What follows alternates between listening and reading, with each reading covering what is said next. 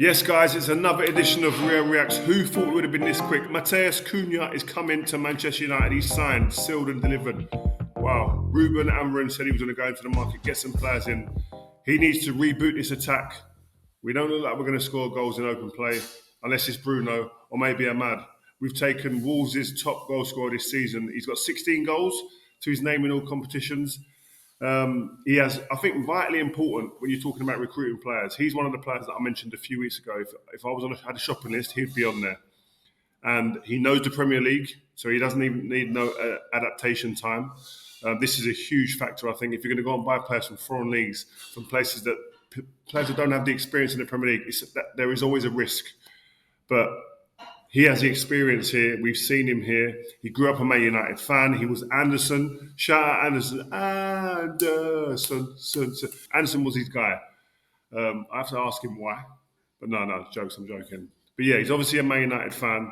And I'm hearing he's taking the number 10 shirt, which was Rashford's shirt. What does that mean for Marcus Rashford, man? So, I don't know. It said there's a lot of questions in terms that will be asked about that as well. It might answer a few questions, but 17 goals, 6 assists in 36 games for a Wolves team, I think is impressive.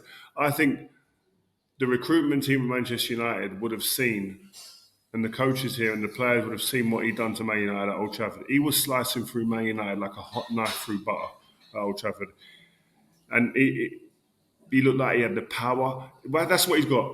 Yeah, I think he fits a Ruben Amorim player profile perfectly. He's quick, he's dynamic, he's aggressive, he's capable of dropping deep and receiving the ball and transitioning with the ball, can pass, and he can threaten the opponents with a goal by running deep or coming short.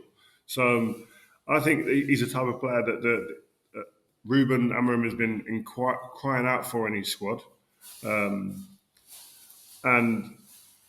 with neither Hoyland or Xerxes at the moment looking like the answer in advanced positions, I think he has a real opportunity to play across one of those front three positions quite easily.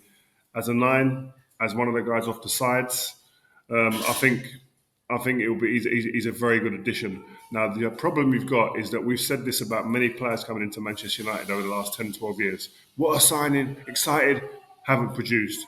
That old saying becomes a little bit of a graveyard for certain players. I hope that isn't the case with Matheus Cunha. Fingers crossed. But I think this is a great start to the transfer window. I think if I was the recruitment team now, if I was advising them on anything now, I'll be saying, please make sure you do not forget an experienced number 9. I'm not going to say names. I've said the names too many times, but I'd go and get a midfielder as well. A midfielder who can either dictate the play and pass and be the orchestrator. But here, I think he also needs to have a little bit of legs as well about him. I think that's what Ruben Amorim's teams are about. They do that. So those 2 players will be the next ones: a centre forward and a centre midfielder. Also a right back. I'm hearing Frimpong's going to Liverpool, which will hurt me a little bit. I've got to be honest. I think that he would fit the way that Ruben Amorim wants to play perfectly. But I have to say, I'm really, really excited about Cunha's signing. I'm happy with his signing. I'm happy with how aggressive we've been immediately, acting on it instantly. Go in and buy your player. Go in and get a player what you want.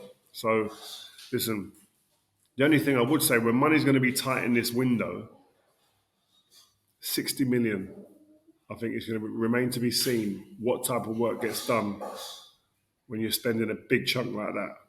As much as I'm happy with it, it means there's going to be some going out of the door. And it means it's going to be probably somebody like Garnacho,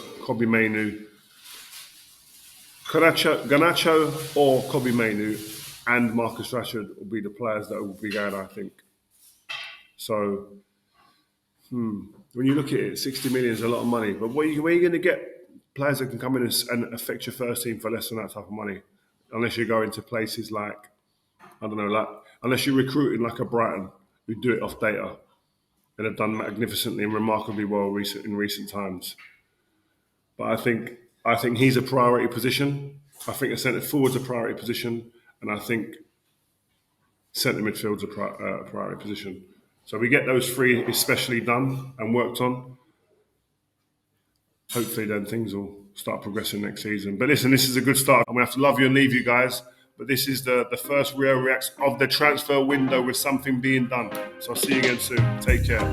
Thanks, guys, for listening to this episode of Rio Reacts. Hope you've enjoyed this show. And if you have, make sure you leave us a review and follow this Rio Ferdinand Presents feed to make sure you never, ever miss an episode.